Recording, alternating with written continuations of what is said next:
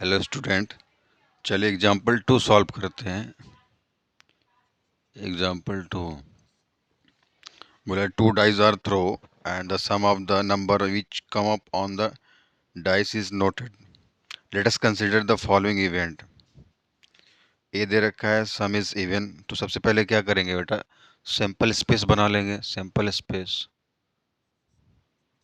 ठीक है ना, एक्स कॉमा वाई, और उसके बाद such that x comma y is equal to 1 to 6 तक लिख लेंगे। 1 2 3 4 5 6। अभी फ्लिप कर रहा है, ठीक है, ठीक है ना, ओके। उसके बाद अब बोला है ना, ए वाला क्या बोला है, the some is even number. तो सबसे पहले क्या करेंगे कि हम लोग जो सैंपल स्पेस बनाया इसको थोड़ा सा तरीके से लिख लेंगे। एक बार 1,1 का पेयर बना के लिख लेंगे। 1,2 1,3 ये ऐसे लिखना पड़ेगा आपको। 1,4 एंड 1,5 1,6, ठीक है। फिर उसके बाद जो है अब 2 का स्टार्ट कर लेंगे, ठीक है ना। इसी में लिख लेते हैं, क्या करना है, 2,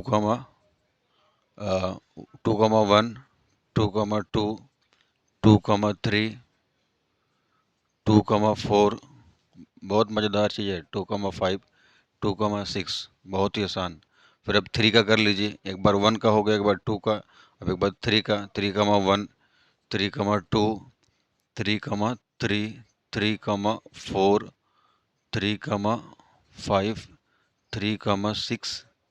फिर उसके बाद 4 का लिख लीजिए। 4,1 4,2 4,3 4,5 एंड 4,6 4,7। अरे 7 तक नहीं जाएगा, ठीक है ना, 6 तक ही लिखना है।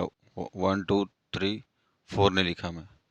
4,4 4,5 एंड 4,6, ठीक है ना। फर्स्ट टाइम अगर देख रहे हो तो लग रहा होगा कि इतना बड़ा लिखा जा रहा है। कुछ इतना बड़ा इसलिए लिखा जा रहा है, जो पूछ रहा है ना क्वेश्चन में, उसी में से निकाल निकाल के लिख लेंगे इजीली जो है। 5,1 5,2 5,3 5,4 5,6 5 ना, 5,5 5,6। अब लास्ट बचा है 6 वाला। 6 वाला लिख लेते हैं। 6,1 6,2 6,3 6,4 6,5 6,6 तक लिख लेंगे। अब जो पूछा हुआ इवेंट उसको सॉल्व कर लेंगे। बोला है कि ए द सम इज इवन जो है, अब इवन नंबर जो है निकालेंगे। मतलब कि जो दो पेयर को प्लस करने पर, सम करने पर इवन हो। तो 1 + 1 करेंगे 2 हो जाएगा। 1 + 3 करेंगे क्या हो जाएगा, 4 हो जाएगा। तो ए वाला कर लेते हैं इवेंट, इवन वाला। ए 1,1 लक्ष्य बताना।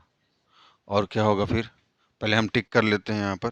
1,1 इवन हो गया। 1,3 हो गया। 1, हाँ लिखते चल रहे हैं। 1,3 1,5 हो जाएगा आपका। 1 का 2,2 हाँ ये भी इवन हो गया। और 2,4 हो गया आपका। 2,6 और 3,1 हो जाएगा। 3,3 लिख लीजिए। 3,5 ये भी ठीक है। फिर जो है 4,2 4,4 हो गया आपका। 4,6 फिर उस 5,1 और 5,3 भी हो जाएगा। 5,3 5,5 ये भी ठीक है, इवन नंबर हो जाएगा। और 6,2 है ना, 6,4 6,6, ठीक है। एक बार मिला लो लक्ष्य, मिला लो। दूसरा क्या बोला है, मल्टीपल ऑफ 3, मल्टीपल ऑफ 3। तो मल्टीपल ऑफ 3 वाले केस में क्या देखेंगे कि जो 3 के टेबल में आ जाए सम करने पर। सम ऑफ, ये सम करने पर sum of even sum of multiple of 3। तो बी वाला सिंपल स्पेस बना लेंगे, क्या लिख लेंगे लक्ष्य, 1 + 2 करेंगे क्या हो जाएगा 3। ठीक है ना, बताते चलो, 1 + 2 हो गया। दूसरा क्या है, 2, 2 + 2 2, 1 कर लेंगे, ये भी 3 हो जाएगा। 1, 5 हो जाएगा। दूसरा 5, 1 हो गया। 3, 3 हो गया आपका। 2, 4 हो गया। 4, 2। 3, 6 हो गया। 6, 3। 4, 5, ये 9, हाँ 3 के टेबल में आएगा प्लस करने। 5, 4 हो गया आपका। 6, 6, ये भी 9 हो जाएगा। ये 12 हो जाएगा, 3 के टेबल में ये भी आएगा। तो ये हो गया आपका मल्टीपल ऑफ 3। मतलब मल्टीपल ऑफ 3 मतलब कि उन दोनों को सम करने पर 3 के टेबल में आए। 1 + 2 3 के टेबल में आ जाएगा। 2 + 1 भी 3। 1 + 5 भी 3 के टेबल में आ जाएगा। 5 + 1 भी 3 के टेबल में आ जाएगा। ये सारे को प्लस करने पर 3 के टेबल में आएंगे ही आएंगे। अच्छा, सी इवेंट क्या कर रहा है, the some is less than 4। सम करने पर 4 से कम हो जाए, मतलब कि 1, 2, 2, 1, 4 से कम 3 होगा, है ना। सम करने पर लेस देन 3, लेस देन 4 ना, लेस देन 4। तो ये वाला करते हैं, सी वाले। तो इसमें क्या क्या हो जाएगा, 1, 2, 2, 1, है ना। 1, 1, 1, 1 भी 4 से छोटा ही है। 1, 2 हो गया। 2, 1 हो गया, है ना। बस। अच्छा, डी क्या बोला है, the some is greater than 11। Greater than 11, greater than 11, greater than 11 लिख लेते हैं। ये तो आ रहा होगा वीडियो में। तो ग्रेटर देन 11 जो है एक ही है, 6, 6, ये वाला। इससे बाकी तो छोटे छोटे हैं, 6, 6। ठीक है, चलिए आगे बोल रहा है कि last, which pair of these event are mutually exclusive जो है। तो म्यूचुअली एक्सक्लूसिव का मतलब क्या होगा कि जो इंटरसेक्शन करने पर दोनों में कॉमन ना है। मैं म्यूचुअली एक्सक्लूसिव का मतलब यहाँ लिखता हूँ बेटा, म्यूचुअली एक्सक्लूसिव। ठीक है ना, विच, हाँ यही तो बोला, इवेंट म्यूचुअली एक्सक्लूसिव का मतलब क्या होगा कि दो सेट हो, उसके अंदर कोई भी कॉमन ना हो। हिंदी में लिखता हूँ, दो सेट या दो इवेंट हैं के बीच कोई भी कॉमन एलिमेंट ना हो। ठीक है ना, जैसे लाइक अगर हम बात करें यहाँ पर ए इंटरसेक्शन बी, तो ए इंटरसेक्शन बी करने पर इसमें बहुत सारे कॉमन आ जाएंगे। क्या क्या कॉमन आ जाएंगे लक्ष्य है, ए इंटरसेक्शन बी करने पर 1, 5, 2, 4, 3, 3 और 4, 2, 5, 1 और 6, 6। मतलब बेटा ये ना, ए में और बी में ये कॉमन है। इंटरसेक्शन का मतलब ही होता है कॉमन होता है बेटा। बट हमें जो है म्यूचुअली एक्सक्लूसिव करने के लिए क्या होना चाहिए, कि कॉमन नहीं होना चाहिए। तो इसलिए लिख देंगे, so A intersection B is not equal to 5, null जो है। ठीक है ना, अगर इसमें कॉमन नहीं होता तो नॉट इक्वल नहीं लिखते। ये हो गया। अब इसी तरीके से हम लोग जो है ए इंटरसेक्शन बी के बाद A intersection C, A intersection D निकालते चलें। ए इंटरसेक्शन क्या निकालेंगे, सी।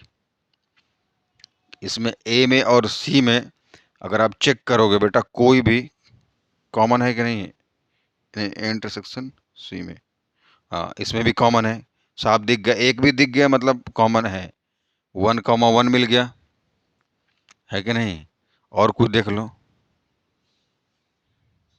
ये यही मिल गया। हाँ, वही 1, 1 एक ही मिल गया, मतलब कि क्या है ये, ए इंटरसेक्शन, हाँ, नॉट म्यूचुअली एक्सक्लूसिव जो है। अब ए इंटरसेक्शन सी के बाद ए इंटरसेक्शन डी जो है, समझ, ए इंटरसेक्शन डी में खाद लेंगे, ए इंटरसेक्शन डी में क्या करेंगे, इसमें भी देख लेते हैं ए में और डी में। इसमें भी कुछ ना कुछ कॉमन है। पहले तो ये दिख गया 6 जो है, एक भी मिल गया, क्या मैं बताया था, एक एक भी मिल गया तो नॉट म्यूचुअली एक्सक्लूसिव जो है। ए इंटरसेक्शन डी के बाद B intersection C, B intersection C में देखते हैं, बी हो गया और ये सी हो गया।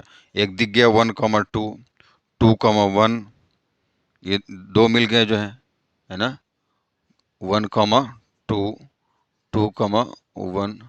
तो क्या कहेंगे, B intersection C not mutually exclusive. क्या इसको बोला जाएगा, नॉट म्यूचुअली एक्सक्लूसिव। ये सब में लिखना पड़ेगा आपको, ठीक है ना, not mutually exclusive, not mutually exclusive लिखना पड़ेगा। नॉट लिख लेना यहाँ भी, not mutually exclusive, not mutually exclusive, ठीक है। लिख जाए। बी इंटरसेक्शन सी के बाद फिर क्या है, बी इंटरसेक्शन डी कर लेना, इंटरसेक्शन डी। इसमें भी कुछ ना कुछ कॉमन है, बी और डी में 6 मिल गया है ना, 6 और दोनों में कॉमन है। एक भी मिल जाए मतलब कि नॉट म्यूचुअली एक्सक्लूसिव है, तो क्या कर देंगे, B intersection D is not equal to mutually exclusive, not, हाँ लिख लो, म्यूचुअली एक्सक्लूसिव। यही वाला वर्ड सब में लिख देना बेटा, सब में, सब नॉट म्यूचुअली एक्सक्लूसिव। इसको छोड़ करके, ए इंटरसेक्शन बी को छोड़ के सारे नॉट म्यूचुअली एक्सक्लूसिव हैं। यही आंसर हो जाएगा आपका, तो नोट कर लो, आई थिंक समझ में आ गया होगा। ये एग्जाम्पल नंबर 2 है, नई वाली बुक के हिसाब से, न्यू एडिशन के हिसाब से एग्जाम्पल 2। हाँ, पुरानी वाली बुक के हिसाब से बुक में एग्जाम्पल 7 होगा।